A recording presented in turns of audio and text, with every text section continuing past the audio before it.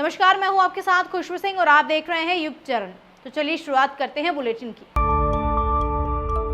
अवैध नशीला और मादक पदार्थों के खिलाफ चलाए जा रहे अभियान के तहत जोधपुर पुलिस कमिश्नरेट की विवेक विहार थाना पुलिस ने एमडी ड्रग के साथ 2 युवकों को गिरफ्तार किया है। पुलिस से युवक सिराज खान पुत्र मठार खान निवासी मेघावास पुलिस थाना मंडली, जसराज पुत्र पुखराराज जाट निवासी जाट कॉलोनी समदड़ी रोड बालोतरा के कब्जे से 36 ग्राम एमडी ड्रग्स बरामद किए गए हैं।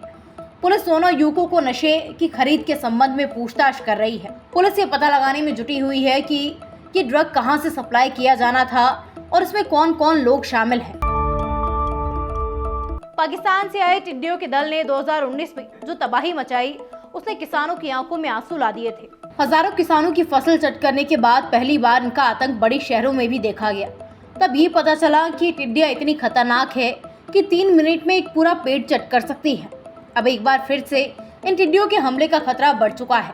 सर्वे में इनके कई जिलों में 155 स्पॉट मिले हैं। जैसलमेर से 150 किलोमीटर दूर मोहनगढ़ कस्बे में टिड्डियों का एक बड़ा दल 150 हेक्टेयर खेतों में डेरा डाले बैठा है। हालांकि ये अभी अंडों से निकले ही है, लेकिन तेजी से इनकी तादाद बढ़ती जा रही है। विदेश में बैठे आतंकियों की हत्या के बाद से बुरी तरह बौखलाए भारत के मोस्ट वांटेड खालिस्तानी आतंकी गुरवतपंत सिंह पन्नू की संस्था सिख फॉर जस्टिस ने एक बार फिर से इनामी पोस्टर जारी किया है। कनाडा में दूतावास के अधिकारियों को डराने और उन पर दबाव बनाने के लिए आतंकी पन्नू पोस्टर जारी कर उनके घरों का पता पूछ रहा है। सिख फॉर जस्टिस की तरफ से जारी पोस्टर में कनाडा में भारतीय दूतावास के अधिकारियों की फोटो लगाकर कहा कि इनके घरों का पता बताने वालों को 10,000 अमेरिका डॉलर दिए जाएंगे। भारत में युवाओं को विदेश में सेटल करने का लालच देकर आतंकी गतिविधियां कराने वाले खालिस्तान पन्नू कनाडा में इनाम का लालच देकर अधिकारियों में दहशत मचाकर अपना दबाव बनाने की कोशिश कर रहा है। संसद के मॉनसून सत्र में पास हुए दिल्ली सर्विस बिल समेत 4 बिलों को राष्ट्रपति द्रौपदी मुर्मू ने मंजूरी दे दी है। अब ये चारों बिल कानून बन गए हैं। इनमें digital personal data protection bill, the registration of birth and death bill और जन विश्वास बिल शामिल है। भारत सरकार ने government of national capability territory of Delhi act और digital personal data protection act का गजट नोटिफिकेशन भी जारी कर दिया है। इन दोनों बिलों का विपक्षी दलों ने काफी विरोध किया था। अब डेटा प्रोटेक्शन बिल के प्रावधान का उल्लंघन करने वालों पर न्यूनतम 50 करोड़ रुपए से लेकर अधिकतम 250 करोड़ रुपए तक का जुर्माना लगेगा। वहीं दिल्ली में अफसरों की ट्रांसफर पोस्टिंग के अधिकार केंद्र को मिल गए हैं।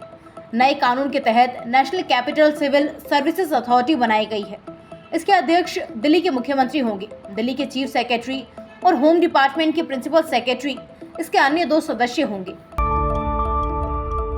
सीएम अशोक गहलोत ने पीएम मोदी पर जुबानी हमला करते हुए कहा है कि भारतीय जनता पार्टी में फूट पड़ चुकी है। प्रधानमंत्री नरेंद्र मोदी की अब उनकी पार्टी के नेता ही इज्जत नहीं करते। बीजेपी में जल्द बगावत बड़ा रूप ले सकती है। गहलोत शनिवार को जयपुर के कृषि अनुसंधान केंद्र में मीडिया से बातचीत कर रहे थे। गहलोत ने कहा कि प्रधानमंत्री नरेंद्र मोदी का अब उनकी ही पार्टी में सम्मान खत्म हो रहा है। ये उनके लिए चिंता की बात होनी चाहिए, क्योंकि पब्लिक में जो उनकी रेस्पेक्ट थी वो तो पहले ही कम हो रही है, लेकिन अब उनकी पार्टी में भी लगातार उनकी रेस्पेक्ट कम हो रही है। भारतीय जनता पार्टी के किसी भी बड़े नेता से पूछ लीजिए कि उनकी पार्टी की मीटिंगों में किस तरह के हालात बन गए हैं। पहले उनकी पार्टी के संसदीय दल की मीटिंग में क्या हालात हुआ करते थे, वही अब किस तरह के हालात बन गए हैं। आप लोग पता कर लीजिए, हकीकत जान जाएंगे पहले और अब में मोदी जी को लेकर किस तरह के हालात बदले गए हैं।